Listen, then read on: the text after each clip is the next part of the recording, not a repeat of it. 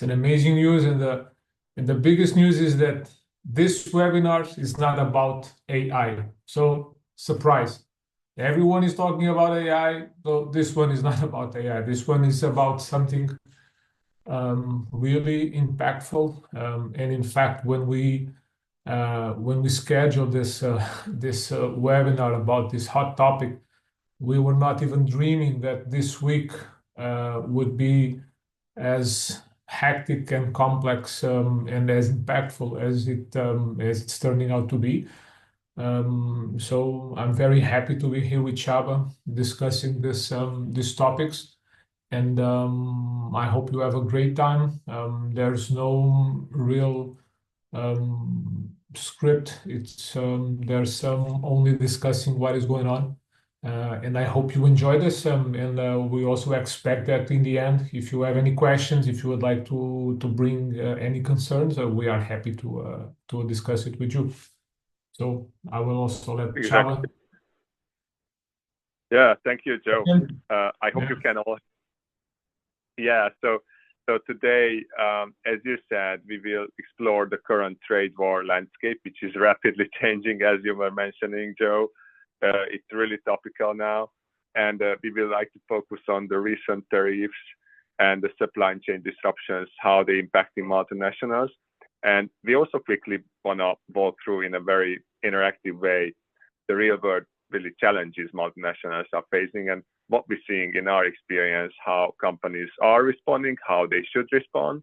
And from my part, really, because I'm coming from the finance world, accounting and tax, we will really speak about the accounting and tax matters, discuss the ERP adaptation strategies, and some few practical best practices. It's a big topic, and we have limited time, so I'm sure there's going to be a lot of topics. So maybe we can already start by maybe introduction of the current situation. So do you want to share a few words on that, Joe, or should I maybe start that? Well, I can give some words on this.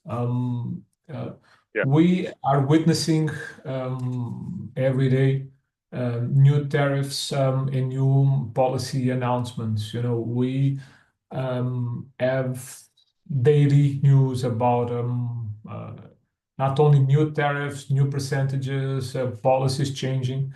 We have tighter regulations that are coming from different directions on certain sectors and geographies. And of course, this is disturbing the supply chain, and it's leading to a cost escalation. And this is really happening. It's unpredictable. This is also causing a lot of volatility on the stock market. And of course, the stock market is decoupled from the real economy, but at some point it will also start to bring real life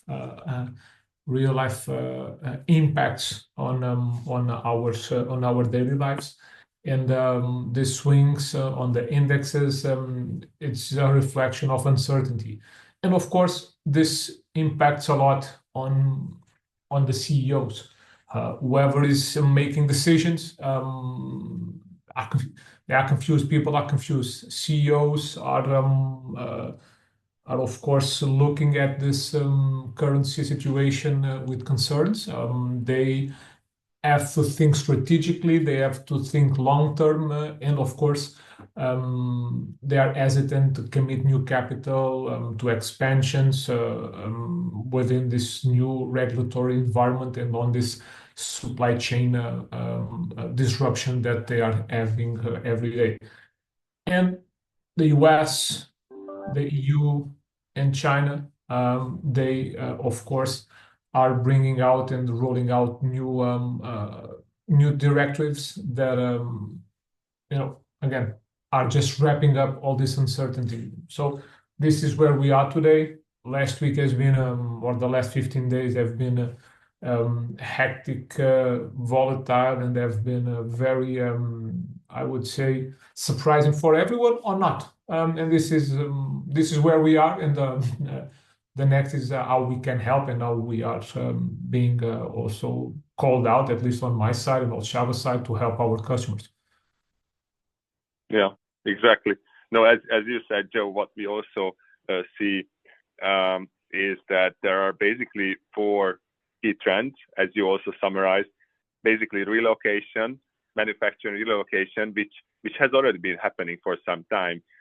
Countries like Vietnam, Thailand, Cambodia, Malaysia, to mitigate tariff impacts. But now, with the new tariffs coming, it might lead to increased operational costs and reconsideration of supply chain configurations. And of course, there is going to be increased costs, which we all know about, supply chain uncertainty, and that's what finance matters. I think what we see is basically a lack of agility in finance and compliance. So finance teams, what we see, our clients are really struggling to adapt so quickly, and there is really a need to be agile, and being agile means you need to basically adapt reporting and tax logic and all the duty calculations fast enough in your underlying ERP systems. Of course, it also means a lot of manual workarounds. So a lot of manual works and workarounds, and this is kind of becoming the norm, which is really introducing a lot of risks. So what I would also call out for is really what really it means from an accounting and tax perspective, because often accounting and tax and the finance function is kind of behind the scenes, but they are really on the front lines of adapting to today's trade volatility. So whether it's tariffs or digital tax mandates like e-reporting or invoicing or customs rules, it all lands in the finance office domain, and companies need to really change fast. Maybe just a few trends to call out, because now I know everyone is talking about tariffs and the trade war, and also the topic of this webinar is tariffs and trade wars and what that means from both an IT and kind of ERP and finance perspective. But there is a lot of other changes. So real-time VAT reporting, e-invoicing mandates, SAFTI reporting, OECD Pillar 2 is adding more pressure as well, and also other kind of country-specific financial disclosures. And if you don't comply with them, penalties are getting stricter too. So all these really creates a challenge. And what we see, I think I can say on behalf of P1 Solution and TMF2 is that in general, ERP systems are really built for standardization, and today's world is really anything but standard. So all these new compliance requirements, all these new rules are anything but standard, and they really create a huge gap between what the ERP system delivers by default and what's actually required. I don't know how you see that, Joe. Yes, that's very well said. What we are witnessing on our business lately for the last couple of months, because this is not something new. This is something that was already foreseen for some time. Is that companies are pushing hard on the risk mitigation strategies, like you said, of reshoring, nearshoring, or centralizing some of their supply chain. And of course, they want to have visibility on how these new costs will impact their operational profit. And we are being called out to suddenly on this new risk mitigation strategies with SAP, especially with the SAP Business One, that is a very powerful solution, but very fast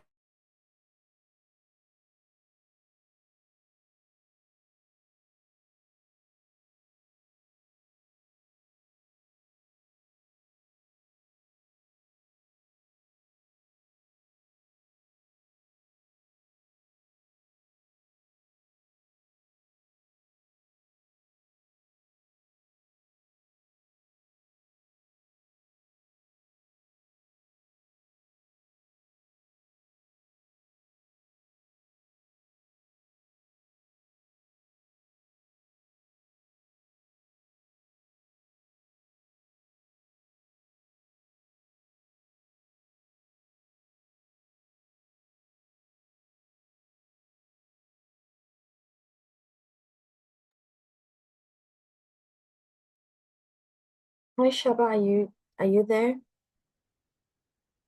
Yes, I am there. Is it only me or Joe is there too? Because I can't. Right. I think Joel's line just dropped. Do you have anything that you would like to? Okay, Joel is back. I can see. Hi, Joel. Hey again.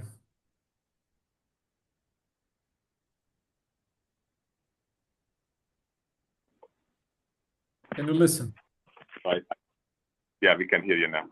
Yes. Again, I was talking about adapting, and then this happened. Some feedback now. But I was saying that we have this demand from our customers lately on how to move fast to some markets, how we will change some of the cost elements to be incorporated on the operational dashboards and KPIs, especially on landed costs calculation, and how this simulation and these calculations will impact based on what they know, what they anticipate, as almost as a simulation, how this can really impact the business. Because then we are talking about margins, we are talking about sales prices, we are talking about operational efficiency, and especially we are talking about getting fast to a new market, and also with a control cost to test if this is what is really working out, and if not, it's more on a often fail fast strategy in which costs are controlled, time is controlled on implementing this new changes, this new supply chain that can be a warehouse, it can be a distribution center, it can be even a manufacturing site. We are working on suddenly 3 or 4 manufacturing relocalization projects at the time that just came out. It was not last week, but it has been in the last months, because these CEOs are smart. They know that's why they are CEOs, and that's why they have this partnership also with partners like us, like TMF and B1 Solutions, that have the ability to adapt very fast. And this is, for me, the name of the game is to adapt. It's the evolution of species. Is whoever adapts faster will strive. And this is what we have doing. The regulatory that you take care. We incorporating this, sharing with the C-level what are the risk driven actions that we need to take, and then hands-on and do it. And that's why we're saying this webinar is not about AI, it's about doing stuff. Sometimes we try to bring AI to solve a problem that we don't have. Today we live in a world that we need to take actions, we need to put our hands on, we need to put our brains into action. And this is why you, me, everyone in our business is very busy nowadays with our customers. Exactly, as you said, Joe. We also see clients. I mean, I would say the good forward-thinking clients who are basically prioritizing scenario planning. I think that's what you also mentioned. So basically, different types of scenario modeling to really see what is the forecast in terms of cash flows, pricing strategies, how the tariffs impacting margins. And the more kind of resilient companies are basically using financial information real time. So these data points should be real time. So that's why it's really crucial to have like a real time, well adapted, configured ERP system, which is basically spitting out the right financial data. And what we worked out over the last couple of months really is basically a kind of frameworked or standardized approach to all these changes which are happening. And I'm very happy to share that after the webinar with the participants. We're very happy to do that. But basically what it is about is it's a practical framework for, we call it future-proofing ERP systems or ERP localizations from from tax accounting perspective and IT perspective. So it's kind of to stay ahead of these changes and to make sure that we have the right recommendations for your ERP systems and your tax and accounting models. We basically have 4 foundational pillars. First one is the regulatory awareness, and I can maybe walk those through each of them, but just to kind of list them. So the regulatory awareness, you really need to know about the requirements. That's basic. It sounds basic, right? But a lot of global ERP projects and all these kind of resilience actions are actually falling short on here. And then why? It's because I don't know how you see it, Joe, but it's because the local tax rules change so fast. Yes. And the requirements change so fast that just the global, the company's project teams just don't always check them in real time. So they can miss, and not just the tariffs, but really the e-reporting, e-invoicing, VAT rules. There's a lot. And then there's no centralizing. One of the things is that you need to have a focal point of contact that brings this awareness in advance, Exactly. and then also have this one-stop shop that we are bringing to make things fast, because you don't need to talk with a local partner, then with another partner, then with a program manager, and this is madness. This is bringing more complexity into where we are today, and this is what we are trying to avoid nowadays. Exactly. We also recommend companies to basically build a compliance calendar with all the upcoming mandates by country, and it's not an easy exercise. But partners like TMF, B1 Solution, we can actually do that on the ground updates and assessments of impact on your ERP system. And it's really just not about the knowledge, but it's also about operationalizing that knowledge quickly. So it's also about the processes. So my second point I wanted to mention, my second pillar I wanted to mention is process consistency. So it's about really reducing the fragmentation and make sure that the policies are executed, the global policies, the central policies are executed locally, globally, without any conflicts and any errors. And I mentioned workaround solutions, which are becoming norm, but they shouldn't, and that's really risky and unsustainable. So on that point, on processes, what we really suggest as a kind of practical points to companies is to create process documents on month-end processes, on AR, AP processes, on any other tariff-related processes, issue trackers of ERP projects. They usually, sometimes they don't do that, and to really have like global finance processes with all the local statutory requirements and nuances. So without the right processes, the right standardized processes, you cannot have that in your ERP system. And today it's really crucial because there are a lot of risks involved, and the speed is really increased.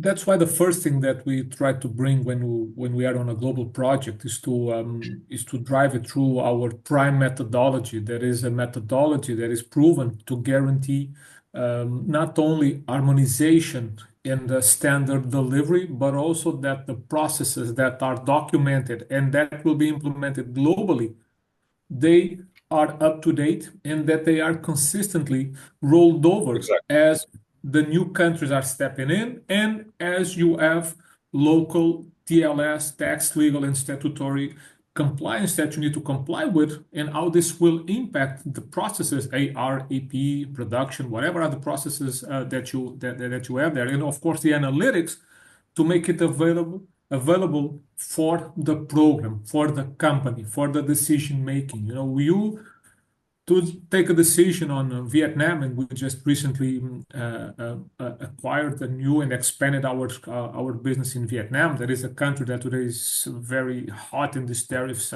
topic with a lot of nearshoring, reshoring. This will impact companies, their supply chain, and they need to know how investing in Vietnam, going through Vietnam, or getting out of Vietnam will impact where you have your stocks, where you have your raw materials, where they are going to be placed, from where you need to trade, how this will impact your margin if you trade it through Vietnam to another country that is more tariff friendly. So all of this simulation Exactly. is driven from the foundation of standards, methodology, business processes working, of course, under a framework of compliance that is also up to date from a partner like TMF and guaranteed from our joint services to make sure that things are smooth, complied, and especially that they are harmonized and that the foundation for decision making are supported by this practice that we bring. It's not easy, it's driving a lot of people mad, including me, but it's where we are today. So but this is our job, though. Yeah, exactly. This is our job.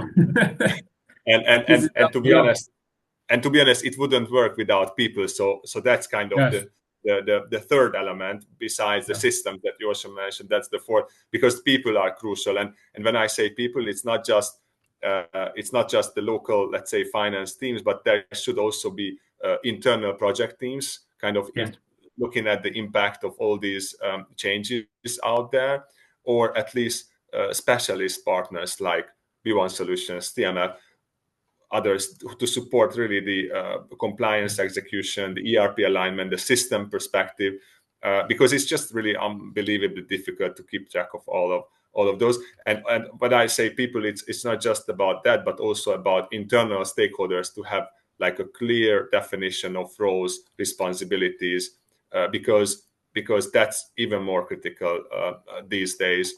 The last point I wanted to mention, but I think you can cover that one, is really the system flexibility, which is really, what I see in my experience is that systems are very rarely fully localized out of box. So there are some packages, but when you want to really make it future-proofing, that's how we call it, future-proofing framework, then you really need to make sure that you really implement the right tax engines and adding all the local reporting, packs and templates. So I don't know how you see that one, Joe, but I think system flexibility and system is really one of the key elements out of it.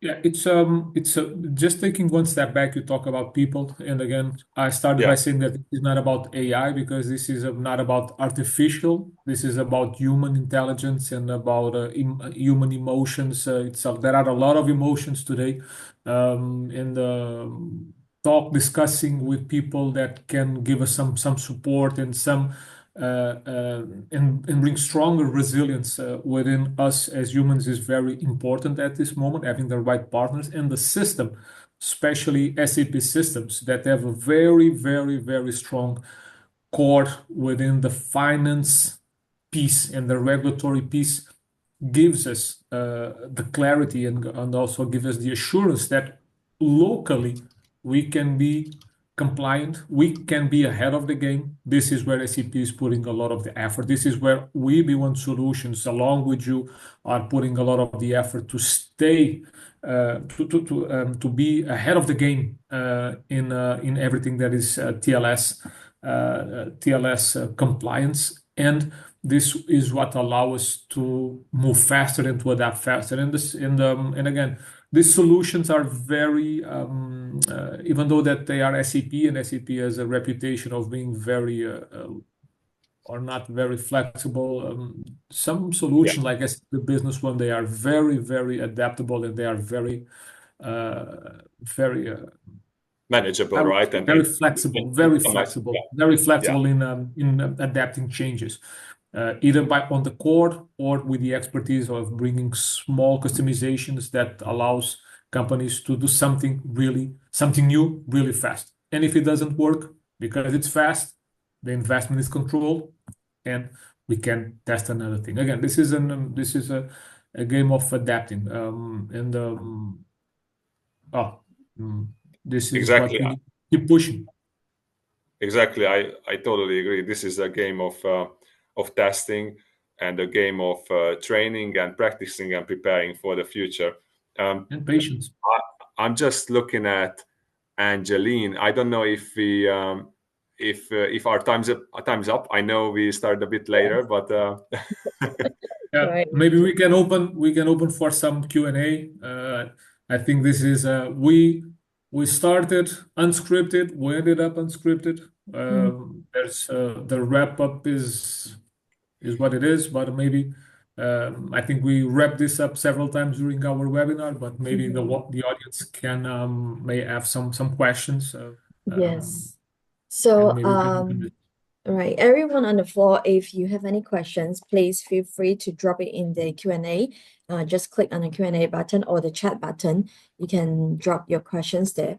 But meantime, on my side, I actually have one question from the attendee. So they're asking, what are the immediate steps for finance office should do in this situation? So both João and Csaba, do you have any recommendation? Yeah, that's a good one. Thank you, Angeline. So I would say that I think the first one is what we also mentioned a couple of times now, is this investing in the ERP package, ERP localization, and the finance function agility. That's, I would say, number one. So businesses are kind of realizing that their ERP systems needs to do more than just consolidating, global data. Companies need to really adapt quickly to the local tax rules, and it's not just about tariffs or new customs codes, but also digital VAT reporting and other stakeholder requirements. Exactly, invoicing, Pillar 2 requirements, and there is a lot really happening. So I would say ERP is one of the bigger ticket items, and I already mentioned the framework that we provided before, the 4-point framework.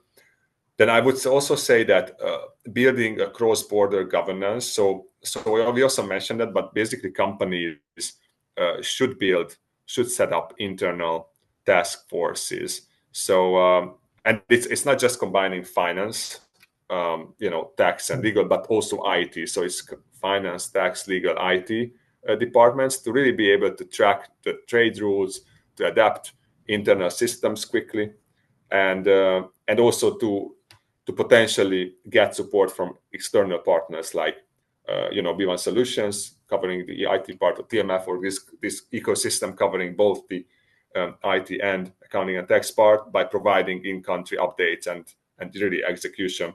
And the third point is really what I think Joe has previously mentioned, which is really about scenario planning. So to use different scenario modeling to understand how the tariffs would impact the different strategies, and to have real-time visibility into operations, and also the ability to apply efficient and effective treasury hedging activities, and to be able to embed them in the ERP system. So I would say this, but I don't know if Joe, maybe you have some other points as well. Well, the biggest point that I want to bring is the one that you mentioned, that is that is having this task force that run together with a different skill set, with different areas of action within the companies, to guarantee this governance, to maintain harmonization, and to decide where to move. Also, in parallel, having simulation systems, having analytic systems in which you can simulate the impact of different cost and revenue streams, and how this will impact, and not only the profitability, but also the cash flow and the capex that companies will need to consume or to adapt is critical. That's why, again, advocating on the way that we work, the framework, the prime methodology is indeed something that is very valuable, and on today's times, people start to realize that, hey, these guys are bringing this by a reason that is not only just to sell more services. It's because it really brings a lot of benefits, brings a lot of value. And of course, when everything's okay, we don't see it, but when we start to have some more difficulties and some more uncertainty, having people together under the framework with the right partners makes all the difference. And this is what we want to advocate. This is why we are together on this journey. Exactly, and I would say that because you use the word uncertainty, I would say the only certainty is uncertainty these days, which is really, I know it's not helping, but that's why it's really important to have those task forces and to have literally partners or specialists, because it's just really hard. Like, even if you look at the news from yesterday, last night, things change so fast, so dramatically, that you never know what tomorrow will bring you, not even like next year. Yes, no one knows. We see very relevant decision making and influencers and CEOs advocating for lower tariffs, free trade. Others, on the other hand, 400% tariffs. There's no consensus, like you said. There's a lot of uncertainty. That's the only constant that we have nowadays. And again, we wake up, we brush our teeth, and it's another day. We smile, we thank, and we adapt, and we keep moving. This is at least how I see life. So nothing else. Very happy again to be here with you, Csaba, and thanks to Angeline to putting this together for us. And again, more questions are always welcome.